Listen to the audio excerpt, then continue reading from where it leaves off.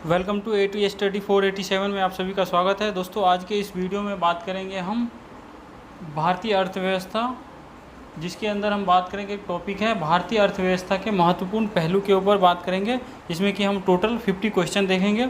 ये क्वेश्चन किसी न किसी रूप से पूछे गए हैं सभी प्रतियोगिता परीक्षा में, और आने वाले जितने भी गवर्नमेंट एग्ज़ाम हैं सब में पूछे जाएंगे। तो इसलिए इस वीडियो को पूरा देखें और साथ को साथ याद कर लें।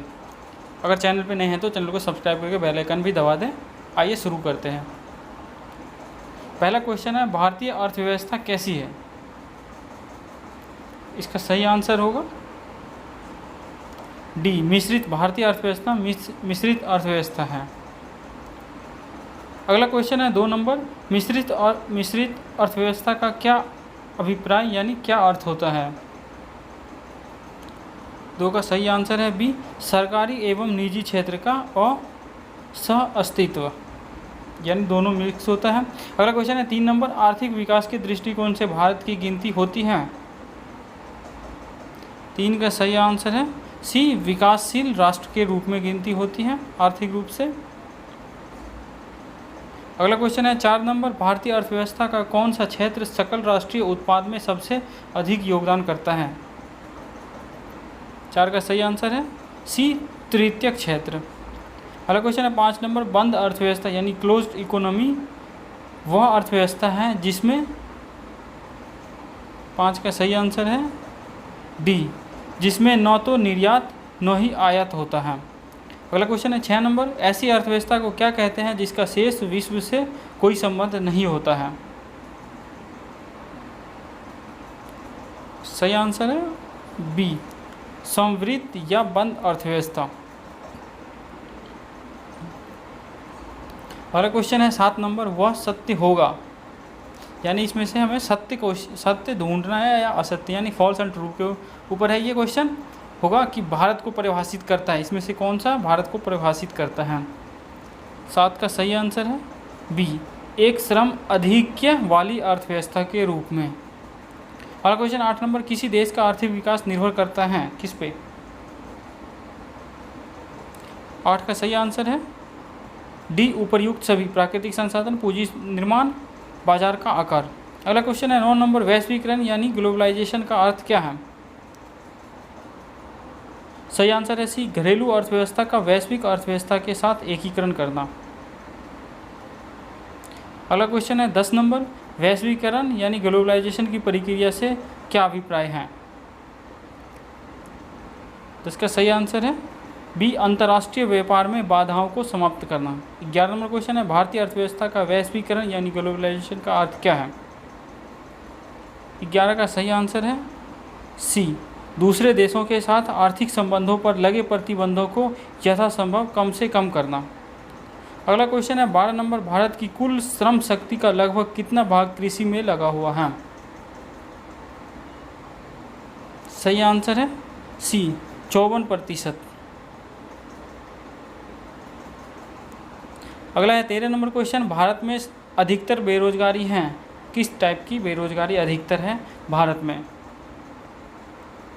13 का सही आंसर है डी, संरचनात्मक बेरोजगारी अधिकतर है भारत में। अगला क्वेश्चन है 40 नंबर, भारत में बेरोजगारी के आंकड़े एकत्रित एवं प्रकाशित कौन सा आयोग करता है? 14 का सही आंसर है सी, NSSO आयोग है, ये एकत्रित यानी प्रकाशित करता है आंकड़े, बेरोजगारी का आंकड़ा। अगला 15 नंबर क्वेश्चन, भारत में बेरोजगारी किस किस्म की पाई जाती है? 15 का सही आंसर है डी, इनमें से सभी, ग्रामीण सकल अल्प रोजगार, चक्रीय बेरोजगारी, संरचनात्मक बेरोजगारी।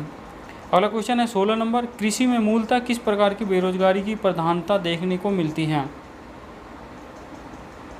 16 का सही आंसर है सी, अदृश्य बेरोजगारी।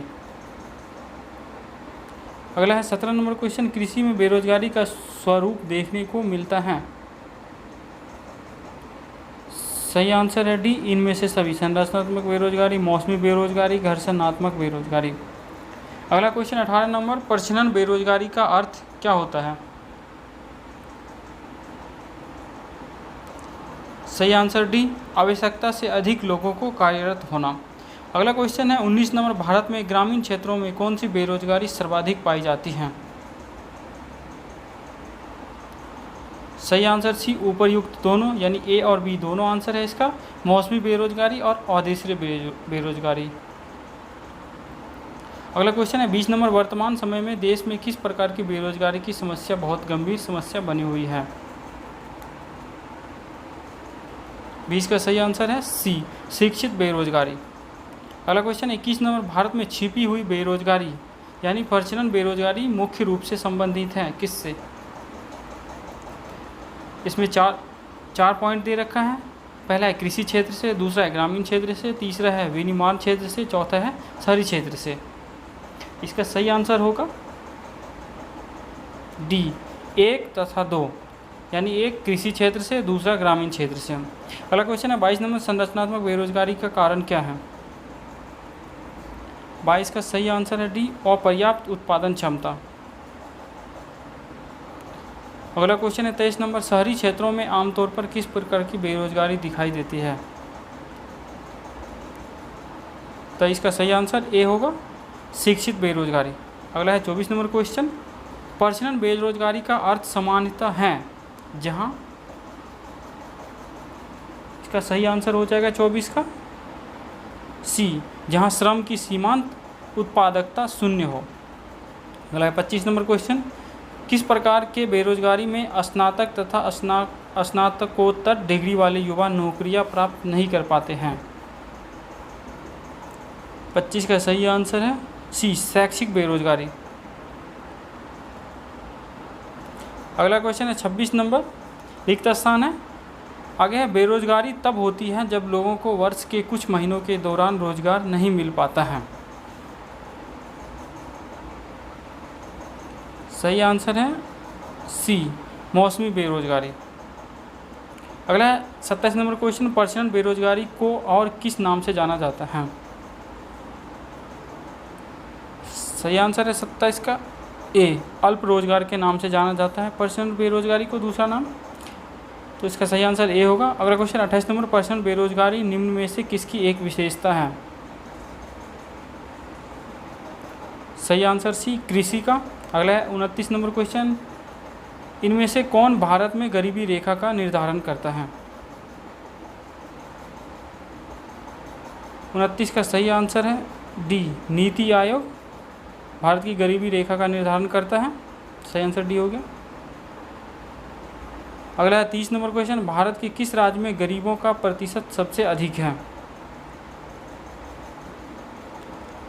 30 का सही आंसर है बी, छत्तीसगढ़ में भारत का सबसे अधिक बेरोजगारी का प्रतिशत है वहाँ पे। 31 नंबर क्वेश्चन है, अल्प विकसित देशों में गरीबी का मुख्य कारण क्या होता है? सही आंसर है बी, आय में असमानता। 32 नंबर क्वेश्चन है, भारत में निर्धनता के स्तर का आकलन किया जाता है? 32 का सही आंसर है सी, परिवार के उपभोग व्यय के आधार पर किया जाता है। अगला है 33 नंबर क्वेश्चन, मुख्यतः गरीबी उन्मूलन हेतु निम्नलिखित में से किस प्रधानमंत्री ने मूल रूप से 20 सूत्री कार्यक्रम प्रारंभ किया था? सही आंसर है डी, इंदिरा गांधी ने। अगला क्वेश्चन है 34 नंबर, निम्नलिखित में से किस राज्य को अत्यधिक कुपोषण के कारण भारत का इथोपिया कहा जाता है? सही आंसर है बी, मध्य प्रदेश को।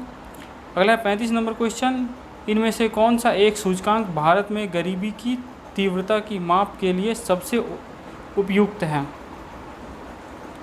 सही आंसर है डी, बहुआयामी गरीबी सूचकांक। अगला क्वेश्चन है 36 नंबर, निम्नलिखित में से कौन सा कार्यक्रम ग्रामीण भारत में गरीबी दूर करने हेतु था? सही आंसर है डी, इनमें से सभी। IRDP, TRY, SEM, NREP सारे थे।